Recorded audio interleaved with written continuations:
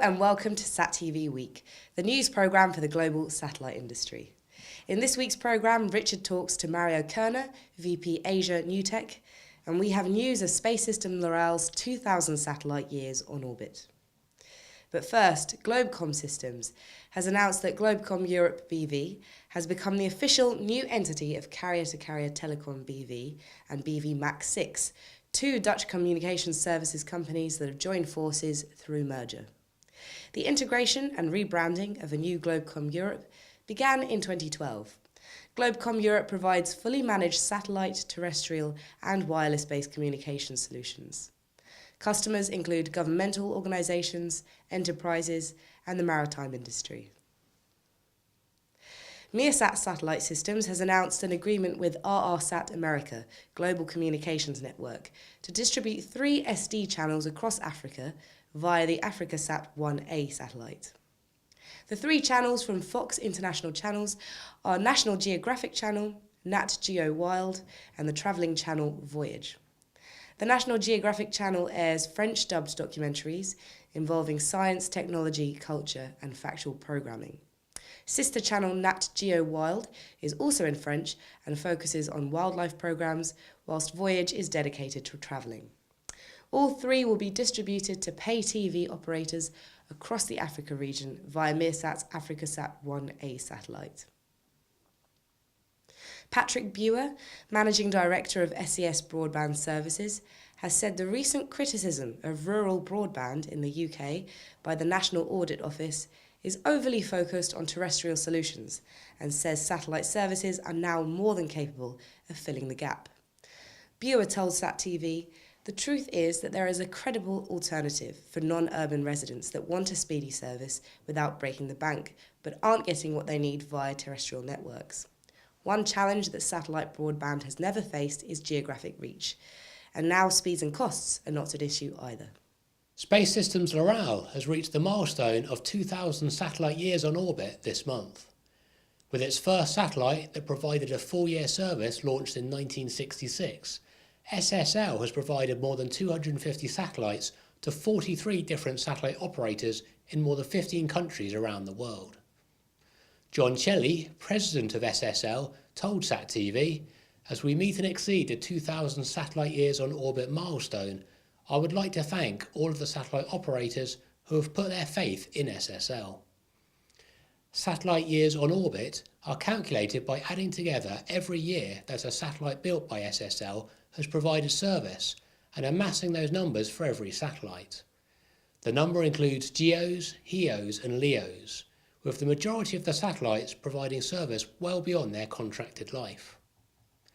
The oldest SSL satellite still providing service is GOES 3, which was launched in June 1978 and still provides communications for the US Antarctic program. Finally, Richard met up with Mario Kerner, VP Asia for New Tech, and asked him about the company's plans in Asia. Yeah, it's an important region. In particular, it's a region for New Tech which is growing significantly. And New Tech has been always in the region here. And what we see is growth in the broadcast, more satellites coming up, more TV channels coming up. So all these need our New Tech modulators. So we have also a strong momentum in the IP trunking, where they use our latest modems for high speed. And then we have now a new product we want to enter in Asia on the satellite broadband solution. And so all these segments are important for us. And so New Tech have been at the forefront of DVB-S2 extensions. How important are those and what are they going to do for your customers in Asia? Yeah, so in fact, as you know, one of our mission in New Tech is shaping the future of satellite communication. In fact, it's true, we are working closely with DVB standardization to improve the throughput, the bits per hertz, and the DVB-S2 extension is just the right time to bring improvements up to 37%. Let me say something. I was on a Caspar event on last Monday, and they all talk about how to decrease the cost in a launcher, how to make it more efficient on the satellite. But what I can share with you is we, the technology provider, we have quite a lot of new technologies supporting a significant improvement in, let's say, reducing the cost or increasing the throughput. And DVB-S2 extension is one of the new major standardization trend, and I hope the industry will acknowledge it and we get it done. Do you see any obstacles to customers embracing this standard? I think it's a lot about education. So there's still quite a lot of job to be done to share really what are the benefits, how they can benefit. And so, for example, today here in communication, we have a specific focus on the DVB-S2 extension.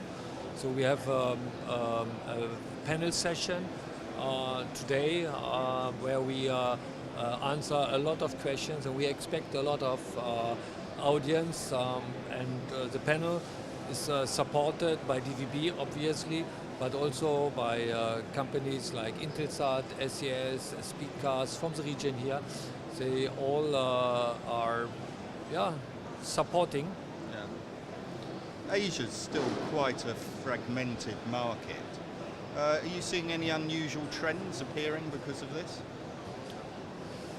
What I can say is, yes, it's true. Asia is a fragmented market. It's huge, by the way. So we start from Korea down to New Zealand, right? So it's a large territory, quite diversified, and the requirements are also not the same. So when we talk today in Japan, in South Korea, they talk a lot about 4K already, right? So as you know, Skyfall, the James Bond movie, has been already made in 4K. Now we will see the World Cup 2014 in 4K. So there are players already preparing themselves for 4K. I'm very happy they use for testing my modulators, the NewTek modulators. When you see, let's say, more Southeast Asia, there's more about moving now to HD. So we see a strong trend in HD, more channels coming up in HD, but also still in SD when you speak about Indonesia. But like Malaysia, they move HD, as well as from the broadband, satellite broadband. What I can share with you is, particularly in Southeast Asia, there's still a number of spots.